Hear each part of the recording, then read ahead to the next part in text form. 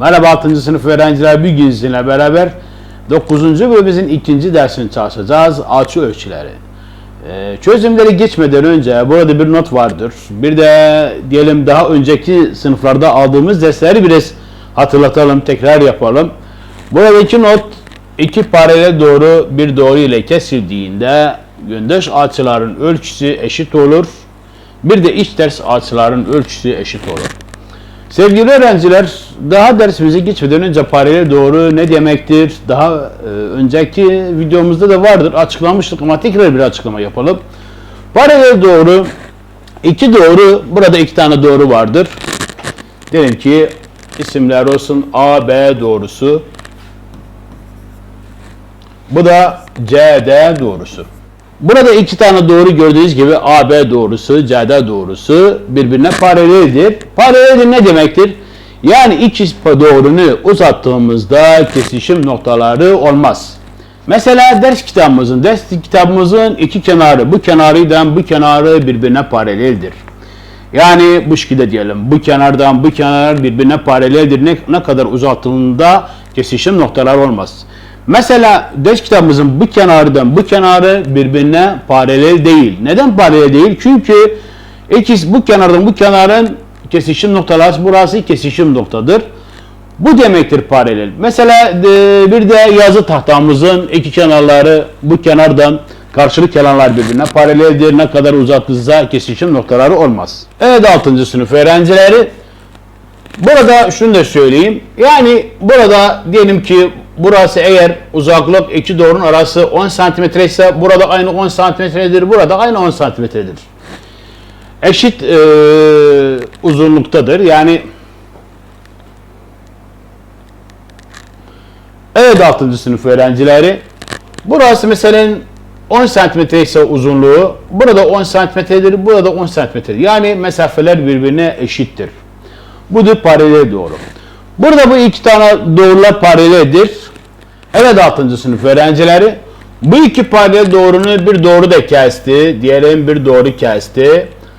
Evet 6. sınıf öğrencileri. Bu iki paralel doğrunu bir doğru kestiğinde burada açılar oluştu. Kaç tane açı oluştu? Önceki dersimizde açıklamıştık. 1, 2, 3, 4, 5, 6, 7, 8 tane açı oldu. 8 tane açılardan yöndeş olanlar diyelim. Bu bir. Hangi açılar yöndeştir? Sayılar da verelim. Tamam. Bu açı 1, 2, 3, 4, 5, 6, 7, 8. 8 tane açı vardır. Bu 8 tane açı hangiler yöndeş olanlar hangilerdir? Daha önceki dersimizde açıklamıştık. Ne diye söylemiştik? Bir dış bir iç aynı yönde olan, yani 1 ile 5 yöndeştir. 4 ile 8 yöndeştir. 7 ile 3 yöndeştir. 6 ile 2 yöndeştir. Tekrar ediyorum.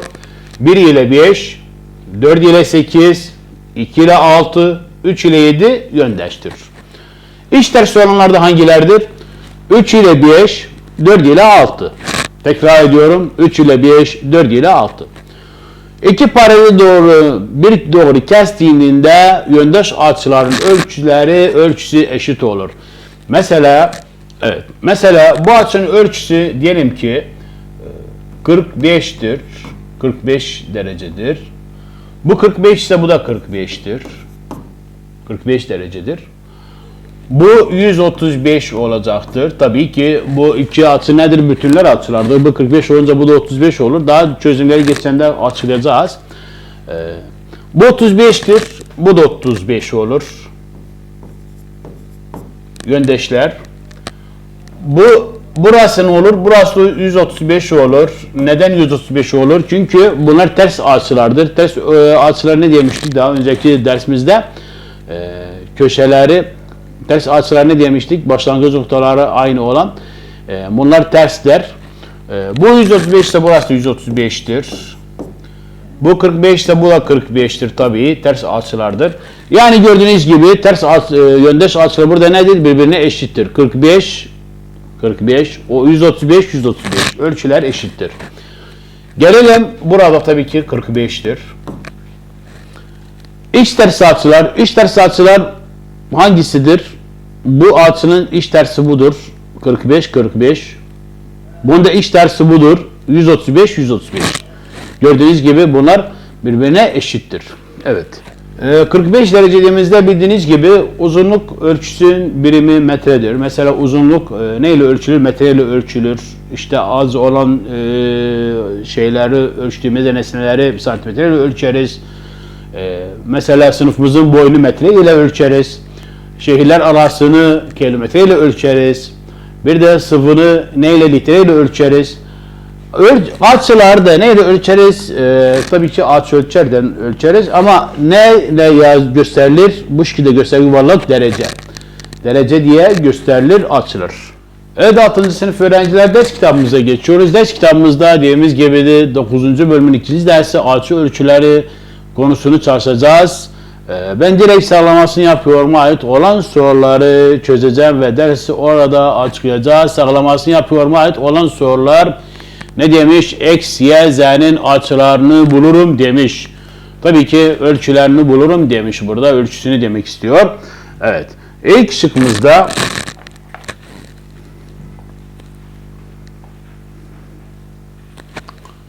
evet birinci şıkkımızda gördüğünüz gibi burada bir şekil vardır.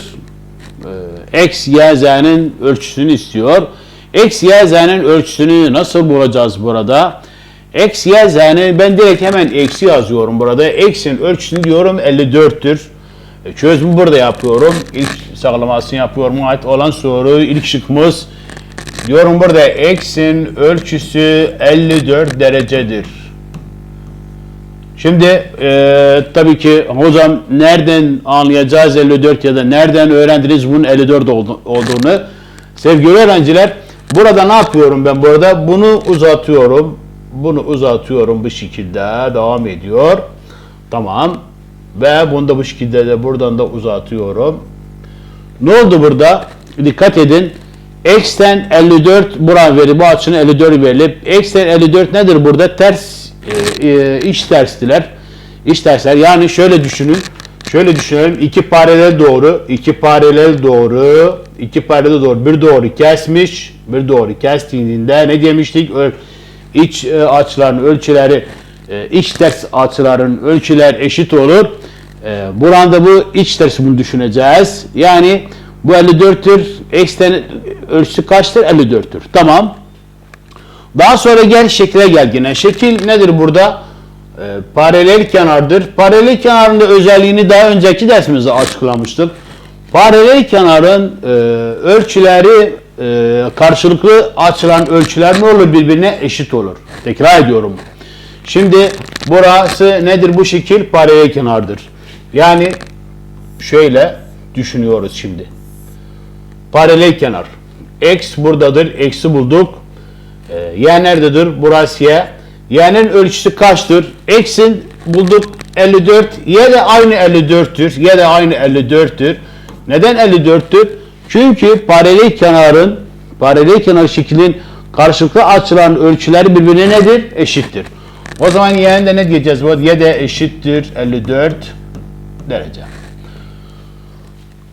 Sonra ne istenir burada? Z. Z nedir burada? Z'nin ölçüsü kaçtır? Z de aynı 54'tür. Z de eşittir 54'e. 54 derece. Neden? Çünkü burada aynı iki paralel doğru düşünelim. Burası dediğimiz gibi iki paralel doğru. Bir doğru ile kesildi. Kesildiğinde yöndaş açılan ölçüsü ne olur? Eşit olur. Yani X'ten Z burada nedir? Yöndaş açılardır. X'ten Z nedir burada? Yöndaş açılardır. Ve dediğimiz gibi tekrar ediyorum. İki paralel doğru bir doğru kesildiğinde bir doğru kestiğinde yöndaş açılan ölçüler eşit olur. O zaman Z de eşittir kaça? 54'e. Diğer sorumuza geçiyoruz. Diğer sorumuzda ikinci şıkkımız olacaktır. İkinci şıkkımızda aynı X, Y, Z'ni bulacağız. Z burada kaçtır? Ben direkt Z'yi buluyorum. Z diyorum. İkinci şıkta Z eşittir. Z açısının ölçüsü eşittir 145 derece. Neden 145 derece? Çünkü 145 buradadır. Yani bu açının ölçüsüdür. Bu açının ölçüsüdür. Ne demiştik? Ters açıların ölçüleri birbirine eşittir. Ters açılar daha önceki dersimizde açıklamıştık. Yani makas gibi düşünüyorduk. Makas gibi. Ne demiştik? Ters açıların ölçüleri birbirine eşittir. Yani bu açıyla bu açının ölçüsü birbirine eşittir. Bir de bu açıyla bu açının ölçüsü birbirine eşittir. Evet. O zaman Z 145'tir. Tamam. Zaten burada diğerinde 35 verip neyi 35 verip burada bu iki açı işaret ettiğim açı nedir? Komşu bütünlerdir. Komşu bütünlerin de ölçüsü kaç olur? 180 derecedir. Açı ölçüsü. Neyi bulacağız burada? Z'ni bulduk. 145. Eksi bulacağız. X'in ölçüsü eşittir. X eşittir kaç? 35 derece. Neden X 35 derecedir? Çünkü X ile bu 35, bu açı ile X nedir burada? İç ters açılardır. İç ters ve bu iki doğru da birbirine paraleldir. Bir doğru ile kesildi. İç ters açılan ölçüler birbirine eşit olur. X de 35'tir. Şimdi ne kaldı geriye? Y kaldı. Y nedir burada? Y eşittir. Y eşittir 145 derece. Evet 6. sınıf öğrencileri 3. şıkkımızı çözüyoruz. 3. şıkkımızda X, Y'nin, Z'nin ölçüsünü istiyor. X'i ben yazacağım hemen direkt. X eşittir 50 derece. Neden 50 derece? Çünkü sebep nedir? X ile bu açı nedir bunlar? Ters açılardır. Ters açılardır. Ya da yani bu şekilde de düşünebilirsiniz. Siz bir köşede gelin bu şekilde çözün. Yani çizin. Buranı 50 yapın ve bu şekilde çizebilirsiniz. Eğer bu şekilde kolay gelmiyorsa size. Tamam ben eksi hemen 50 yazdım. Ya da gel de ki Z eşittir aynı 50 derece. Neden? Çünkü bu iki açı nedir? Yöndeş açılardır. İki paralel doğru bir doğru ile kesildiğinde yöndeş açılar ve iç ters açıların ölçüleri ne olur? Eşit olur. Ve Z burada kaçtır? 50'dir. Daha sonra X de gel buraya 50 yaz. Tamam. Sonra X 50 ise Y kaçtır? Y de aynı 50'dir. Neden 50'dir? Çünkü bu iki açı birbirine nedir? Yöndeş açılardır. Yani de yazacağız Y de eşittir 50 derece. Evet, diğer şıkkımızı çözelim. Diğer şıkkımızda 4. şıkkımız olacaktır. 4. şıkkımızda gördüğünüz gibi bir tane şekil vardır. Burada açılar isteniliyor. X, Y, Z isteniliyor burada. Burada 6. sınıf öğrencileri bunu şu şekilde düşünelim. İki tane paralel doğru var. Bir doğru, iki doğru, iki tane paralel doğru var. Bir doğru ile kesildi. Ve dediğimiz gibi yöndeş açıların ölçüleri ne olur burada? Eşit olur. İşte sen de iç ters açıların da ölçüleri aynı eşit olur. Burada bir iki doğru paraleldir. Burası 38'dir. X ile 38 nedir burada? İç terstir. O zaman X de aynı. X de kaça eşittir? 38'e eşittir. X ölçüsü 38 derecedir. Tekrar ediyorum. Neden? Çünkü bu şekilde düşünelim. Bu şekilde iki tane paralel doğru. X'in 38 nedir burada? İç tersti. X'ten 38 bu açı. O yüzden X de aynı 38'dir. Tamam. X 38'dir. Gel sonra buraya. Bunu da bir şekilde düşünelim. Aynen Z'yle bu açı nedir? İç ters açılardır. İki paralel doğrunu bir doğru kesti. Bu doğru kesti. Z ile 52 nedir burada bu açı? İç ters açılardır. Doğrular da paraleldir birbirine ve ölçüler ne olur? Eşit olur. Z de eşittir 52 derece. Z 52'dir burada, tamam. Sonra gel burada Z'den yani nasıl düşüneceğiz? Z'den yani nedir burada? Ters açılardır. Ters açılarında ölçüler ne olur? Birbirine eşit olur. Ters açılarında birbirine açılar ne olur? Ölçüleri birbirine eşit olur.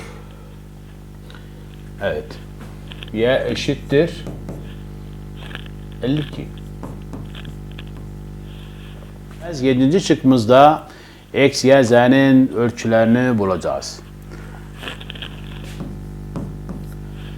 X, z, y kaçtır burada? İlk önce z'ni bulacağız. Z eşittir 120 derece. 120 derece neden? Çünkü nedenini burada yazacağım. Ters açıdır.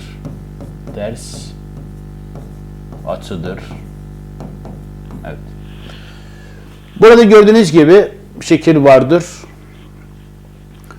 Burasını 120 verip z buradadır. Z'ni kaç yazdık burada? 120. Neden? Çünkü bu açıyla z açısı nedir? Ters açılardır. Tamam. Sonra ne isteniyor burada? Y isteniyor. Y kaçtır? Y'ni de yazacağız. 60 yazacağım. Y eşittir 60 derece. Neden 60 derece yazdım? Dikkat edelim. Çünkü iki doğru birbirine paraleldir. Bunu düşün, bu şekilde uzat. Tamam. Ve bunu da bu şekilde uzat. Tamam. Ne oldu burada? Bu iki doğru birbirine paraleldir. Ve bir doğru da burayı kesip, yani bu açıyla 60, bu açıyla ölçüsü 60'tır. Y'nin ölçüsü de aynı 60 olacaktır. Neden? Çünkü iç ters açılardır. Daha önceki dersimizde ne söylemiştik? İki paralel doğru bir doğru ile kesildiğinde oluşan yöndeş açılar, iç ters açıların ölçüleri birbirine eşit olur. Ve o zaman y kaçtır burada? Y de eşittir 60 derece. Neden 60 derece? Çünkü iç ters açı. Yazacağım sebebi nedir burada? İç ters açıdır. Ve tabii ki iki doğru da birbirine paraleldir. İç ters açı ve iki doğru birbirine paraleldir. Evet. Sonra eksi bulacağız. X kaçtır burada? X de aynı 40'tır. Neden 40'tır? Çünkü bu şekilde düşünelim. X'ten yani bu şekilde düşün. Bu bir doğru, iki doğrunu kesti. X'ten bu açı nedir? Birbirine yöndeştir. Yöndeş açılarında ölçüler birbirine ne olur? Eşit olur. Ve X de o zaman burada kaçtır? 40 derecedir. Neden? Çünkü dediğimiz gibi yöndeş açıdır. Yöndeş açıdır. Tabi soruda nedenini istenilmiyordu ama nedenini sizin için yazdım. Sizde dursun. Evet. Diğer sorumuza geçiyoruz. Diğer sorumuzda 8. şıkkımızda gördüğünüz gibi burada bir üçgen vardır, bir doğru vardır ve burada kesilipti. Ne isteniyor burada? X, y'nin, z'nin değeri isteniyor. Yani ölçüleri özür diliyorum. X, y, z'nin ölçüleri isteniyor burada. X kaçtır, y kaçtır?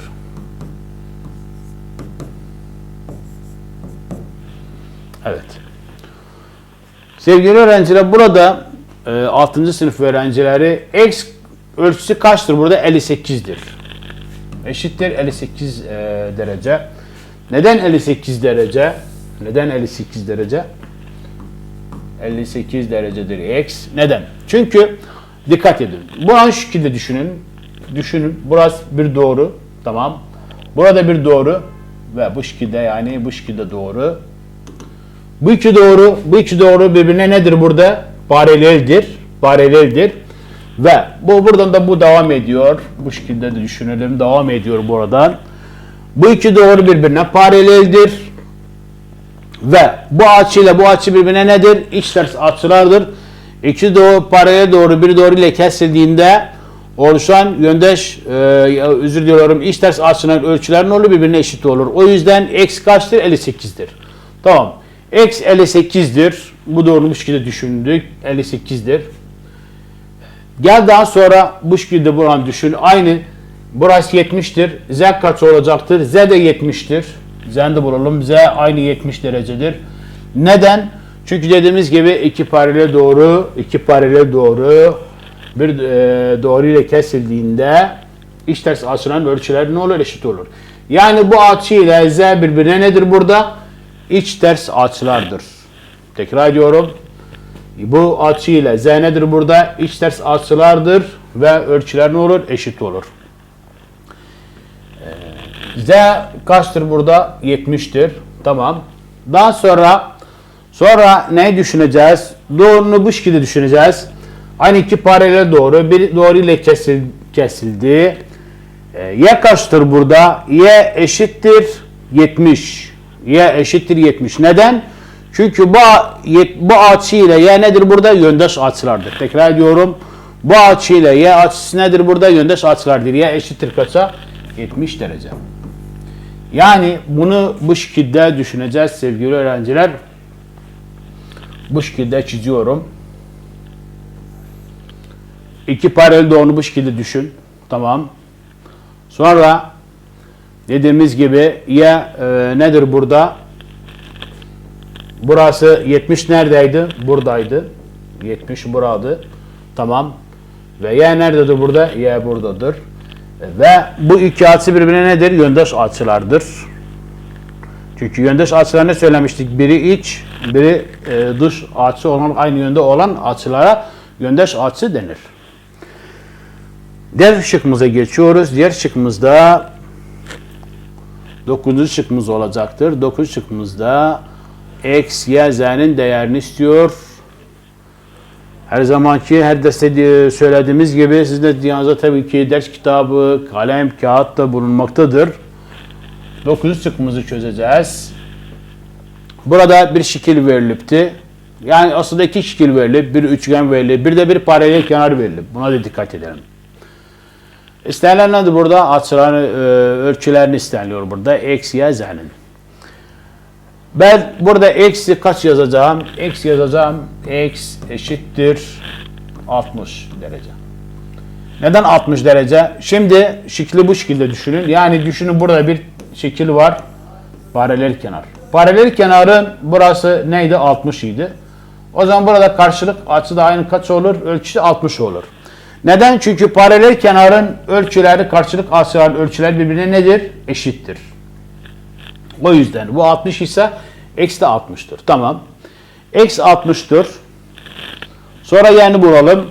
Y kaçtır burada? Bunu ne yapacağız? Bu şekilde düşüneceğiz. İki paralel doğru. Burası bir doğru, burada bir doğru. Yani bunu gel buradan uzat. Uzat bu şekilde. Ve bunu da bu şekilde uzat. Bunu bu kenarda bu şekilde uzat. Şimdi x 60'tır. X'ten y nedir burada? Yani ne oldu şekil burada? Bu şekilde oldu. Sevgili öğrenci burada çizeceğim. X neredeydi? X buradaydı. Y de buradaydı. Bu şekilde düşünün. Tekrar ediyorum. Buradan uzat. Bu bir doğru. Bu da bir doğru. Bu iki doğru birbirine paraleldir. Ve bir doğru ile kesildi. Tamam. X y neydi? İç ters açılardır. X 60 ise y kaçtır? Y de aynı 60 derecedir. Ve burada z kaçtır? Z ne düşüneceğiz? Z de aynı 60'tır. Neden? Çünkü z ile bu açı nedir? Ters açılardır. Sevgili öğrenciler, 6. sınıf öğrencileri, iç ters açılar başka, ters açılar başkadır. Ters açıların köşeleri aynıdır. Yani her ikisi bir başı aynıdır. Öyle diyelim. Bir noktada başlar bir noktadır. Ama iç ters açılar farklıdır. Her biri ayrı yöndedir. O da iç ters açılar nerede olur? İki doğru bir doğru ile kesildiğinde iç ters açılar oluşur.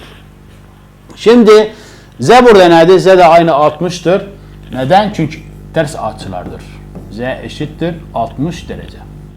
Evet 6. sınıf öğrenciler. Bugünkü dersimin sonuna geldik. Umarım ki bu dersten herkes fayda bulduğu bir başka derste buluşmak umuduyla hoşçakalın.